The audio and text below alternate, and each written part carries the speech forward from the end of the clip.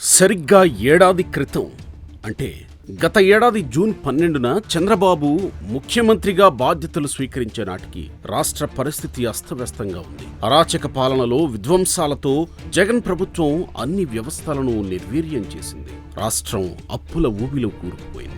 ఆ పరిస్థితిని గ్రహించిన ఏపీ ఓటరు కూటమికి అఖండ మెజారిటీ ఇచ్చాడు. అంతటి అనుభవశాలి అయిన చంద్రబాబుకు రాష్ట్ర ఆర్థిక పరిస్థితిపై అవగాహన రావడానికి నెలల సమయం పట్టిందంటే వైసీపీ హయాంలో ఎంత విధ్వంసం జరిగిందో అర్థం చేసుకోవచ్చు.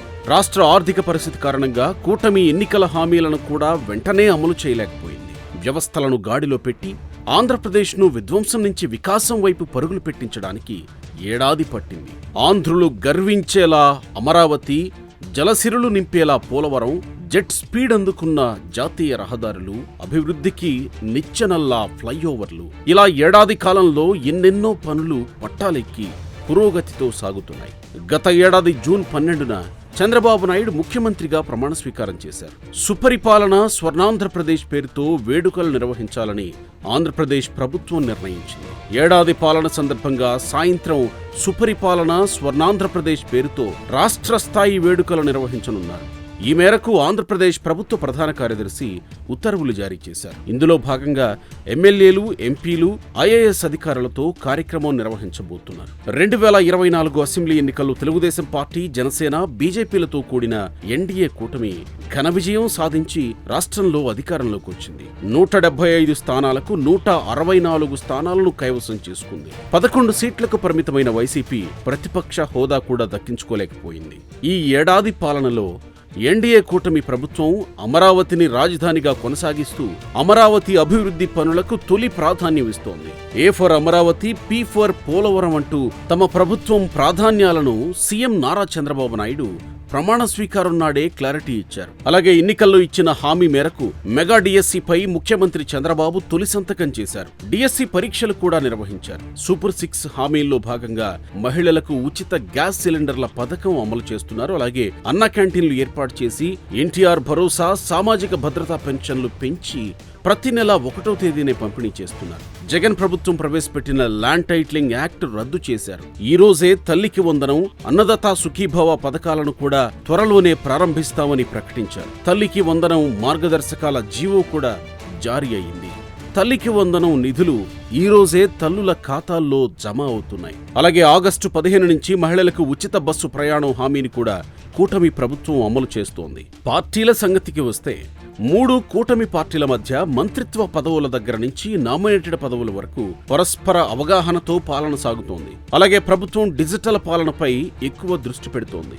మనమిత్ర వాట్సాప్ గవర్నెన్స్ ద్వారా పౌర సేవలను ప్రజలకు చేరువ చేశారు. రాష్ట్రంలో పెట్టుబడుల కోసం పరిశ్రమలకు ప్రోత్సాహకాలు కూడా అందిస్తున్నారు. మొదటి నుంచి చంద్రబాబు తీరు తెలిసిన వాళ్లకి ఈసారి ఆయనలో ఒక డిఫరెంట్ బాడీ లాంగ్వేజ్ కనిపిస్తోంది.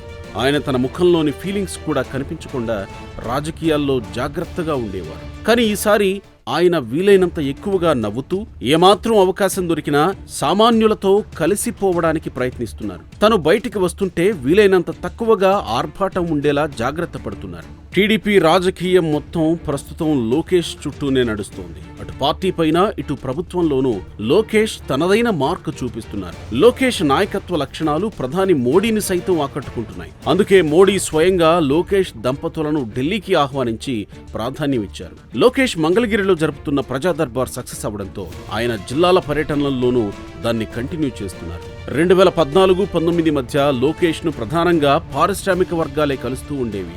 ఈసారి సామాన్య ప్రజల్ని కలవడానికి కూడా ఆయన ఎక్కువ ప్రాధాన్యత ఇస్తున్నారు. ప్రత్యర్థి పార్టీ కూడా చంద్రబాబు కంటే ఎక్కువగా లోకేష్ ను టార్గెట్ చేస్తుందంటే లోకేష్ ఏ స్థాయిలో పవర్ సెంటర్ గా మారుతున్నారో అర్థమవుతుంది.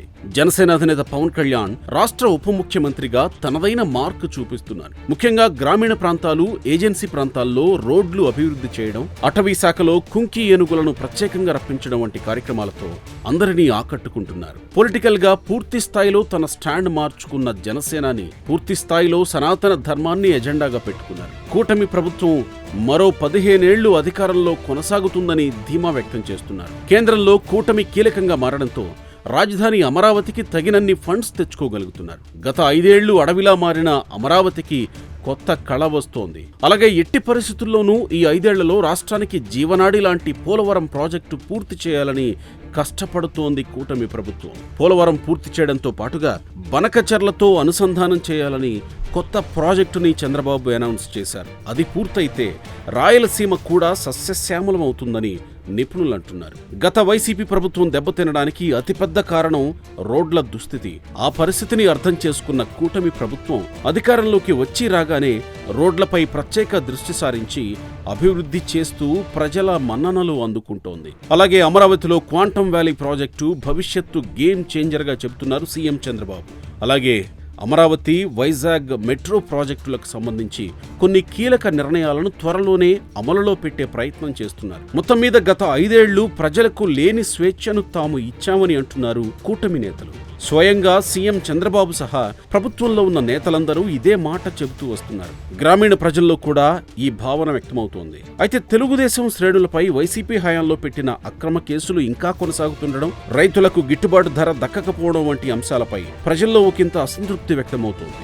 ఆ దిశగా చంద్రబాబు ప్రభుత్వం దృష్టి సారిస్తే ఏపీ వాసులకు అన్నీ మంచి శకునములే అంటున్నారు.